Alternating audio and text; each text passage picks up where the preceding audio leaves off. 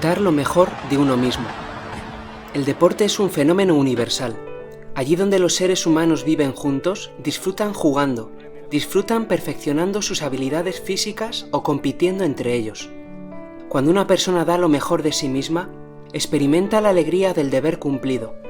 Todos quisiéramos poder decir un día, con San Pablo, he peleado hasta el fin el buen combate, he concluido mi carrera, he conservado la fe. Cuerpo, alma y espíritu. Los primeros teólogos medievales pasaron mucho tiempo criticando a gnósticos y maniqueos porque estos grupos asociaban el mundo material y el cuerpo humano con el mal. No aceptaban el relato del Génesis que describe a Dios creando el mundo y los seres humanos, calificándolos de muy buenos. Juan Pablo II describió el deporte como una forma de gimnasia del cuerpo y del espíritu. La actividad deportiva, además de destacar las ricas posibilidades físicas del hombre, también pone de relieve sus capacidades intelectuales y espirituales. No es mera potencia física y eficiencia muscular, también tiene un alma y debe mostrar su rostro integral, creatividad, libertad y reglas. La libertad es el regalo que Dios nos hace en el que nos revela la grandeza de la naturaleza humana, pero la libertad conlleva responsabilidad, ya que las decisiones libres de cada ser humano impactan en las relaciones de uno mismo, en las de la comunidad y en algunos casos en las de toda la creación. Hoy en día muchas personas creen que libertad es hacer lo que uno quiere, sin ningún límite. Ese punto de vista disocia la libertad y la responsabilidad y puede incluso hacer olvidar las consecuencias de los actos humanos. Sin embargo, el deporte nos recuerda que ser verdaderamente libres es ser también responsables. Los compromisos duraderos con frecuencia nos asustan. A este respecto, el deporte nos ayuda a mejorar enseñándonos que vale la pena comprometerse con desafíos a largo plazo. El entrenamiento y los esfuerzos constantes por mejorar valen la pena, ya que los bienes más altos solo pueden ser alcanzados cuando las personas buscan esos bienes sin huir de las incertidumbres y desafíos que se presentan. Además, superar dificultades como las lesiones y resistir a la tentación de hacer trampa en un juego ayuda a fortalecer el propio carácter a través de la perseverancia y autocontrol. El lema del Comité Olímpico Internacional, Citius, Altius, Fortius, más rápido, más alto, más fuerte, evoca este ideal de constancia y creatividad. En cierto sentido, la vida cristiana se parece más a un maratón que a un corto sprint, en el que hay muchas etapas, algunas muy difíciles de superar. Sacrificio. Las personas que practican deporte están muy familiarizadas con el sacrificio. No importa cuál sea el nivel o el tipo de actividad que realicen, en equipo o individualmente. El deportista debe someterse a la disciplina y la concentración en la tarea que tiene entre manos si quiere aprender y adquirir las habilidades necesarias. Para lograr esto a menudo hace falta que la persona siga un programa reglado y estructurado. Esto se realiza mejor cuando el deportista acepta que tendrá que tomar un camino que implica cierto nivel de dificultad, negación personal y humildad. Aprender y mejorar en un deporte implica siempre un encuentro con la derrota, la negación de sí mismo y el desafío. Es también la lógica de la vida. Sin sacrificio no se obtienen resultados importantes y tampoco auténticas satisfacciones. Estos encuentros con el sacrificio en el deporte pueden ayudar a los atletas a formar su carácter de un modo particular. Pueden desarrollar las virtudes de la valentía y la humildad, la perseverancia y la fortaleza.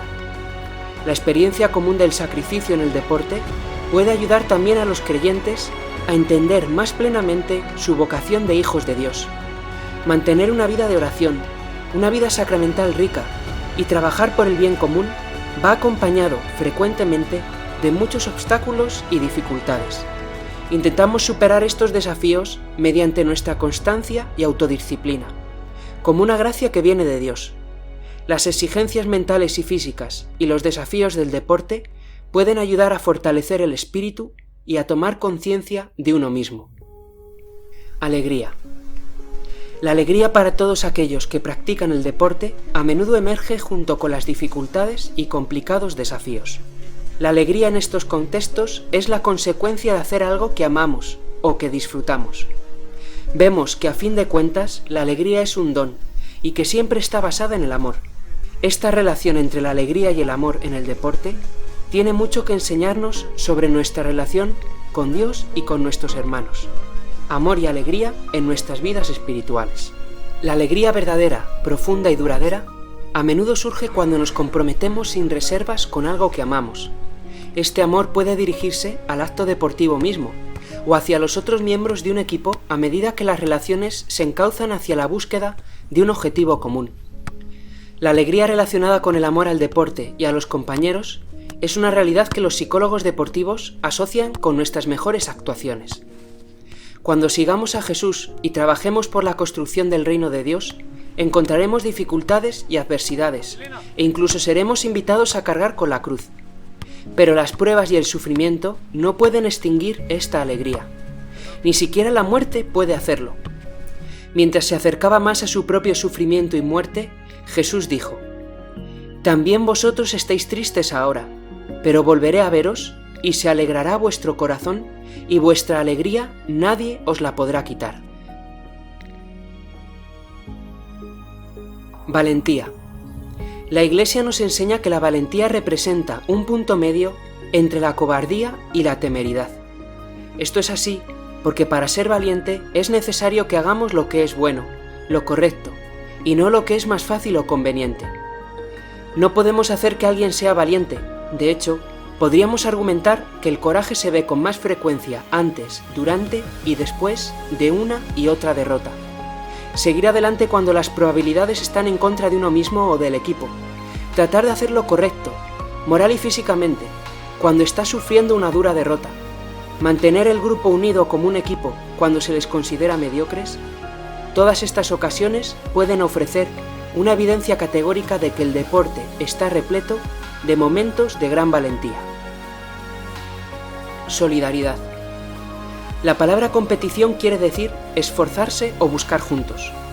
Los muchos ejemplos de atletas dándose la mano y abrazándose, o incluso socializando o compartiendo una comida después de una intensa pugna, tienen mucho que enseñarnos a este respecto. La solidaridad en el sentido cristiano, sin embargo, va más allá de los miembros del propio equipo.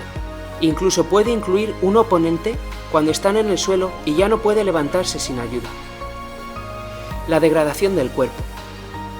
Así como la práctica deportiva puede ser una forma positiva de experimentar la propia corporeidad, también puede ser un contexto en el que el cuerpo humano queda reducido al estatus de objeto o es utilizado como una simple máquina, como comentó un jugador de fútbol americano una vez terminada su carrera. Paradójicamente, me percaté de lo separado que estaba de mi cuerpo. Lo conocía más a fondo de lo que muchos hombres pueden llegar a hacerlo nunca, pero lo había usado como si fuera una máquina, y había pensado en él como tal, como algo que tenía que estar bien engrasado, bien alimentado y cuidado para realizar una tarea específica. Cuando los jóvenes se forman de esta manera, corren el riesgo de vender su propia afectividad, lo que compromete su capacidad del sentido de intimidad. Esto tiene un impacto negativo en su habilidad para establecer una relación íntima, física y emocional, que es uno de los dones y gracias de la vida matrimonial. Los padres, los entrenadores y las sociedades a menudo fabrican atletas para garantizar el éxito y satisfacer esperanzas de medallas, contratos publicitarios y riqueza. En el caso de las gimnastas de élite, el canon del cuerpo ideal ha cambiado con el paso de los años hasta quedarse en el de una delgadez extrema. Los padres tienen la responsabilidad de mostrar a los niños que son amados por lo que son, no por sus éxitos, su apariencia o sus habilidades físicas. El sentido último desde un punto de vista cristiano. Los seres humanos encuentran su verdad más profunda sobre quiénes son en la imagen y semejanza de Dios, ya que así es como nos creó. Fuimos creados para la felicidad, y esta es posible gracias al regalo gratuito de la gracia de Dios. Es importante enfatizar que la gracia de Dios no destruye lo humano, sino que perfecciona la naturaleza, o nos eleva a la comunión con Dios, que es Padre, Hijo y Espíritu Santo, y nos lleva a la comunión de unos con otros. Una de las formas importantes en que podemos experimentar la gracia de Dios es en su misericordia. Dios nunca se cansa de perdonarnos. Dios nos ama incondicionalmente. Incluso cuando cometemos errores o pecados, Dios es paciente con nosotros y siempre nos ofrece su perdón y una segunda oportunidad. El perdón de Dios, al igual que nuestro perdón mutuo, provoca la sanación y la recuperación de la imagen y semejanza de Dios en nosotros. El deporte revela la búsqueda por su sentido último. En resumen, podríamos decir que, en el deporte, los seres humanos experimentan de forma particular la tensión entre la fuerza y la debilidad, la libertad de someterse a unas reglas generales, la individualidad dirigida a la comunidad y la unidad del cuerpo y el alma. Además, a través del deporte los seres humanos pueden experimentar la belleza. Si se aplica una visión antropológica tan integral, el deporte puede ser visto como un campo extraordinario donde el ser humano experimenta algunas verdades significativas acerca de sí mismo, en la búsqueda del sentido último y del encuentro con los hermanos y con Dios.